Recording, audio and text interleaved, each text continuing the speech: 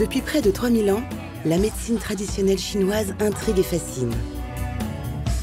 Tournée vers le bien-être et la prévention, elle est avant tout un art de vivre dont les pratiques ancestrales se modernisent et séduisent bien au-delà de ses frontières natales. À l'origine de ce succès, sa philosophie. La santé est vue en un seul ensemble où le corps et l'esprit sont indissociables. Voyage au cœur de la Chine éternelle, à la découverte d'une médecine qui a tout à nous apprendre. En Chine, rester en bonne santé se reflète dans chaque détail de la vie quotidienne.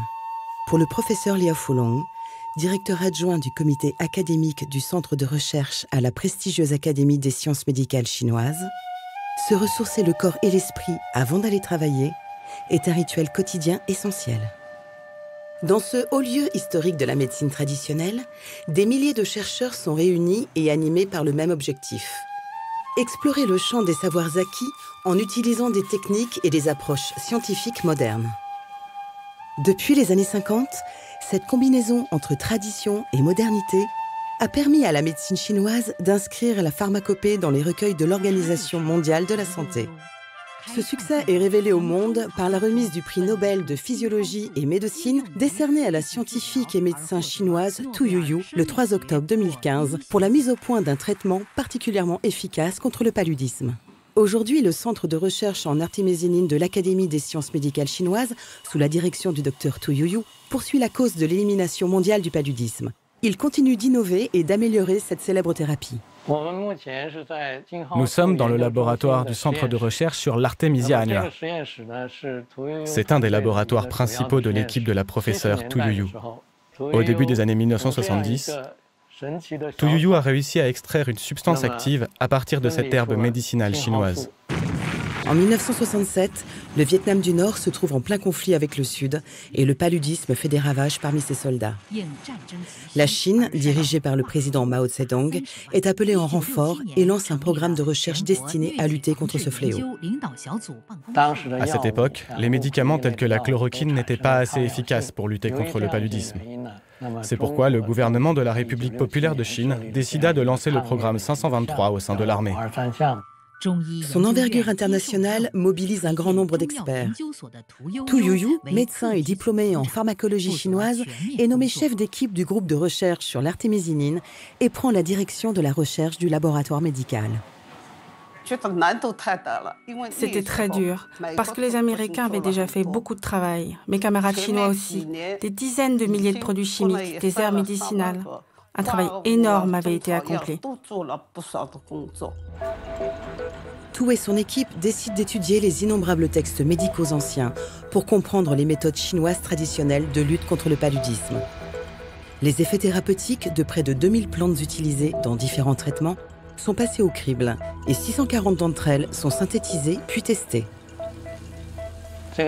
C'est ainsi qu'elle a pu s'apercevoir que l'Artemisia annua avait de bons résultats sur les animaux, mais il ne se rétablissait pas. Donc elle s'est posé la question de comment nos ancêtres l'utilisaient. Elle a découvert dans le livre Prescription d'urgence à conserver sous le coude qu'il y avait cette prescription en 15 mots, avec de l'Artemisia annua pour lutter contre le paludisme. Mais les premiers tests sont un échec. Le principe d'échauffement de la plante nécessaire à la séparation de ces substances actives en annule tous les effets thérapeutiques. Ce principe de chauffage était bien différent de l'utilisation ancestrale de la plante. La grosse différence, c'est qu'avant, il n'y avait pas besoin de chauffer. Il suffisait de faire tremper la plante dans de l'eau à température ambiante. Donc elle a trouvé un moyen de chauffer la plante sans perdre les substances actives. Et c'est comme ça qu'elle a utilisé l'éther. Le point d'ébullition de l'éther est très bas, environ 36 degrés. Donc il devenait plus simple d'extraire les substances actives. Les résultats sont prometteurs, mais le temps presse et l'épidémie de malaria fait rage. Pour réussir à produire d'importantes quantités d'artémisine, Tu et son équipe de recherche décident d'extraire seuls les herbes à l'aide de cuves ménagères et de tester sur eux la substance pour pallier aux tests cliniques. Les tests s'avèrent concluants et l'évaluation de l'innocuité a permis de gagner un temps précieux afin que les essais cliniques puissent être menés à temps. Malgré 500 000 victimes par an, l'artémisine, depuis 1972, est considérée comme le traitement le plus efficace contre le paludisme. Je pense que la professeure Tu Youyou est un modèle pour les chercheurs. Elle a montré que le courage était déterminant. Elle a réussi à combiner les anciennes méthodes à celles de la science moderne. C'est une vraie prouesse dont on doit s'inspirer. Aujourd'hui, la découverte de Tu Youyou et son équipe a déjà permis de sauver des millions de vies. L'équipe dirigée par la professeure Tu Youyou poursuit sans arrêt les recherches initiées il y a 50 ans. En dépit de la résistance des parasites responsables de la malaria, de nouveaux traitements ont déjà fait leurs preuves. En Afrique, ces traitements sont salués par les pays touchés par le paludisme et de nombreuses organisations de santé.